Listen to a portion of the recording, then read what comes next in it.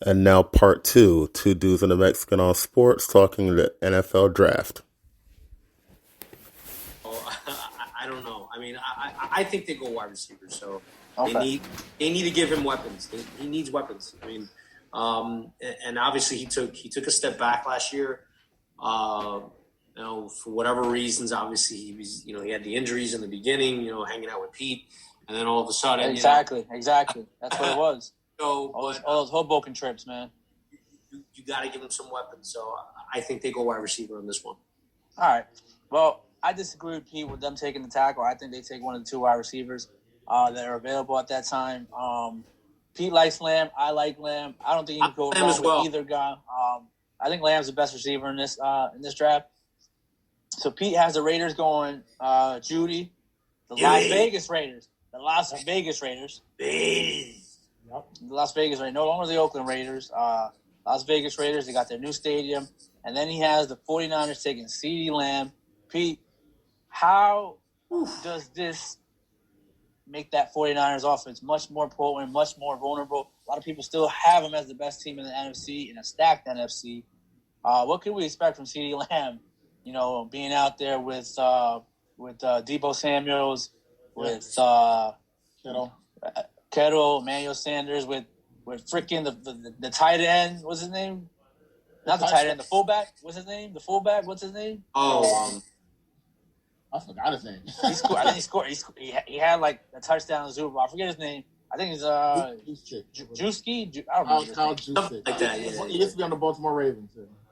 I mean, and that running game, that three-headed monster in that running game, and still that defense. Like, does this elevate the 49ers as the Super Bowl favorites now if they get CeeDee Lamb? Well, I think it will elevate them to be the NFC favorites again. Listen, it's tough to get by Kansas City because they pretty much flipped the switch on for 6 minutes and won the game off of that 6 minutes.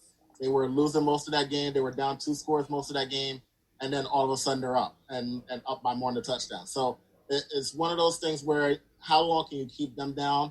If I'm a team like San Francisco and I'm that close, I go even more defense. I try to stack the defense even more because you had them shut down for 3 quarters and 9 minutes of that game. So maybe that one extra defensive player means you don't wear out. You can rotate people more. You can get to the quarterback more. So with me, I actually go the opposite way, and if I'm them, I go defense. But I understand that they want to say, all right, we wanted to pass. We wanted to finish them off. Maybe one more offensive player will finish them off. But either way, he's going to help their offense because with them losing Emmanuel Sanders, they needed somebody to replace him. So he'll be the perfect replacement for him. All right, so I'm going to jump around here. We got 10 minutes left on the show. I think we're good with the top 10. But I want to get your opinion. First, Dave, Jordan Love. Where do you think Jordan Love ends up going? And do you think he ends up in the first round? Jordan Love. Yes, I think he goes in the first round. Where do you have him going to? What team do you think will make that giant leap of faith for Colin Kaepernick, Jordan Love? Jordan Love. There you go. I think it's either going to be the Broncos or the Falcons, but we'll see. So wow, the Falcons. No more Matty Ice? No, I don't think they're convinced with Matty Ice, man. I think they had their chance and slipped through their hands. So, listen, I know Pete likes Locke out in Denver. How dare you disrespect Drew Lock, man? You heard him rapping on the sidelines, yo? Come on. I knew he was going to say something. See, I knew it. But I don't know. I don't think they're totally convinced on him. So, listen, I'm calling it. I think Jordan Love either goes to the Broncos or I personally like Drew Lock. I don't think the Broncos take him. Pete, interestingly enough, has them going to New England. Yeah. So you have him going to New England, right? Yeah. Why? And what's up with my boy Jarrett Stidham, bro? What's going on? Listen, they're not sure on him. They're not. Brian Hoyer, bro. What's up with Brian Hoyer, man? It's Jarrett Stidham era, bro. He gets cut every year. Motherfucker Brady gone, bro. Yeah, Brady's gone.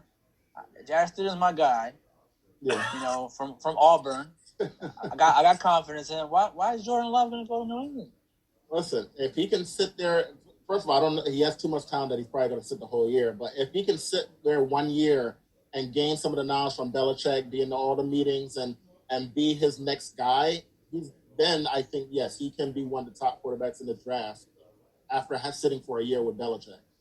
If he has to play too early, it may be too much for him. He may have a couple turnovers, whatever. But I think I've always been a proponent of having a quarterback sit a year. And if you can have somebody with that much talent be able to sit in the same room as Belichick for a whole year, I think he'll be ready to break out the second year. Because look what happened with Mahomes. He sat the year with Alex Smith and with Reed there for a year, and then he exploded the second year. I think the same thing could happen with us. But my guy Jarrett Stidham will throw to black wide receivers, right? He'll throw to black wide receivers, okay? And he's got a good one in N'Keal Harry, who I like, who Tom Brady didn't even throw the ball enough to last year. Tom Brady was like, wide receiver, Julian Edelman. He was too busy other wide receivers. Where was Harry? Jarrett Stidham's going to throw to Harry, baby. Harry's the real deal, bro. He missed half the year because he was on IR, so he was hurt. All right, so what about the rest of the year? He threw to him 3 times against you guys. 3 times. But Julian Edelman got thrown like 9 balls. No, that's his boy, though. That's why. Yeah, that's his boy, and now he left him. Harry's not a cool name, though. It's really not. So and Kill is. And Kill's a good name. What are you talking about? Yeah. I like Kill. I think the new Montana to Jay Rice is going to be Stidham to Harry. Oh, my God. Big. Those are big shoes to fill. I don't know about that one. Joe Montana? Joe Montana. All right, so real quick, Pete. The Dolphins are staying put, as you say. But do they trade into the top 10 with the abundance of picks that they have, and what do they do? As of right now, I'm leaning that they will try to trade. They will get into the top 10 and get the 1 to 4 offensive linemen. And I think the team that they'll probably trade with is Arizona or Cleveland. Wow. Dave, the Dolphins have about 20,000 picks in this draft. They seem to have played really hard for Brian Flores last year. What's the outlook you think Brian Flores has now? If he gets his quarterback, he gets his tackles, he gets some more offensive pieces there. Are the Dolphins a real player next year in that East Division where there is no more Tom Brady? Listen, I was going to say that. There is no more Tom Brady. So I don't think the Patriots are who they once were. So, listen, it remains to be seen. Hopefully they can put it together. They can draft the right, people that they need in order to make that offense better. So, but I think they need to set the tone, though, with that first pick. That first pick is going to be huge, obviously. They need to get their right guy that's managing that offense. So, they have a plethora of picks. So, they have, so much room to do a lot of things and fill a lot of holes with this draft. So, anything's possible. That's crazy. That's crazy. That's ridiculous. Wow. All right, so we got about 5-6 minutes left. I cannot leave without talking to Peter about his Tennessee Titans. Peter! And that great season they had last year.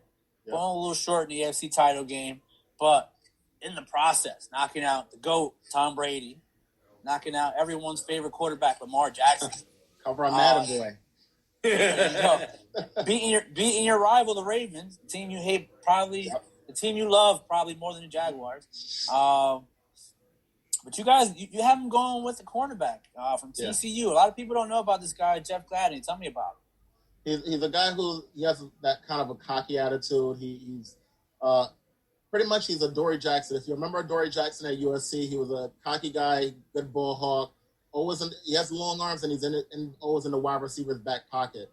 And I think cornerback is probably their biggest need because they're losing Logan Ryan, or Logan Ryan hasn't been re-signed as of yet. They still do have $20 million in cap room, so who knows? Maybe after the draft they'll re-sign him. But I think that money is actually going to go to Clowney. Wow, Clowney's going. You guys going to get Clowney? Wow. Yeah, I really do think. I've been saying that for a couple of weeks that I think Clowney, when it's all said and done, will sign with the Titans. Weren't the Giants? Wow. No, Giants weren't really that interested. Which surprised me. I thought they should have been, but they weren't really that interested. Now, we got about 5 minutes left here. I want to ask Dave something real quick. If you're the Giants, do you trade back here? I think they want to trade back. I think there's a lot of pressure on this pick. because I don't think they want to get it wrong. And to be honest with you, I don't know. I just have a feeling that Gettleman doesn't want to be in this position. So I don't think Gettleman likes drafting high. I think Gettleman likes drafting in the late rounds, in the late first round, getting a steal. I don't think he knows. I agree with that. I don't think he wants the pressure of drafting in the top 10 and getting it wrong. He's never traded back in the first round, and he's never taken an offensive lineman in the first round. So that's very weird for a GM that's been a GM for 10 years. I totally agree. My only question is, though, who's going to trade up, though? Who is going to actually trade up? Because the only reason you're going to trade up is the only reason you're going to trade up is to get that big quarterback that you fear, somebody else is going to get ahead of you. The map tells that's not so I don't think anybody's going to trade up with that. Listen, if Detroit doesn't pick Okudah and you know how much Jacksonville wants him, go to Jacksonville and say, give me the 9th and the 20th pick for it. There you go. That's simple, right? It's that simple. It's that easy. You probably have to throw them back a third, but still, you're getting 2 first-round picks. That's fine. That's fine with me. Shit. All right, Pete, I'm going to pose this last question to you. If there's someone that falls out of the first round that should be going in the first round, who would that be for you? I would say the cornerback, Fulton from LSU. He's a guy who some people have in the first round. I don't have him in my first round, but he has been mentioned a lot for the first round. But he's kind of come out of nowhere. I'm not as high on him as other people are, but they think he'll be a very good, solid pro at cornerback. And cornerback could be a big run. There's 3 main positions in this first round. It's going to be offensive line, it's going to be wide receiver, and it's going to be cornerback. Those are probably going to have about 19 out of 32 picks in the first round. So it's going to be one of those 3. So you're going to see a lot of cornerbacks go that I don't think should probably be going in the first round. Perfect. I mean, there you have it, man. Listen, tomorrow, this draft's going to take about 16 hours for the first round. By the time they're done, they'll be ready for round 2. Exactly. It's going to go right into round 2. You remember back when we had college basketball and they used to do Midnight Madness and they would go for like 18 hours. It's just every school would have their Midnight Madness and they go for – that's what it's going to be. It's going to be 3 rounds in 72 hours. They might as well. There's nothing else for them to talk about. They might as well just. Where are they going to go? They can't go nowhere. Can't go anywhere. 3 days straight. When they got to do their updates, like Gronk has a milkshake, they can update that every 5 hours. Yeah, exactly. And just go. Just go. So I'm telling you right now, guys, tweet Pete at Pac-Man plus his social security number. Don't think I forgot what your long-ass number is. He's the guy to go to tomorrow. I'm just going to make jokes pretty much all day tomorrow, especially if the Giants pick someone retarded. The mock draft will be open to the public tomorrow. I don't know how these guys got open copies or whatever, but they must know somebody. But for real, it's been good to be back, man. We're going to be coming to you at least once a week, or try to come to you at least once a week. We just don't want to water it down like ESPN does and talking about when is college football going to open up. Or, who cares? We're quarantined. How about everyone stay inside, fucking social distance so we can get out of this? I mean, that's the only thing I got to say. It was good seeing you guys. We'll be back sometime next week. Break down documentaries. Last Dance. Of the greatest. The greatest. You guys are both Bulls fans. Go fuck yourselves. Yo, man, what's wrong with you? No, all right. But, yeah, baby, that's our show for today. Like I said, we'll be back next week with a little breakdown of episodes 1 through 4. And maybe a little breakdown of the first round, a little 30-minute bit that we might do for you, breaking down the first round and seeing if Pete was right and seeing if Pete ends up in the top 15 with his picks. But, yeah, guys, it's been real. We'll talk to you soon. That's it. We out. Peace. Love you, mi gente.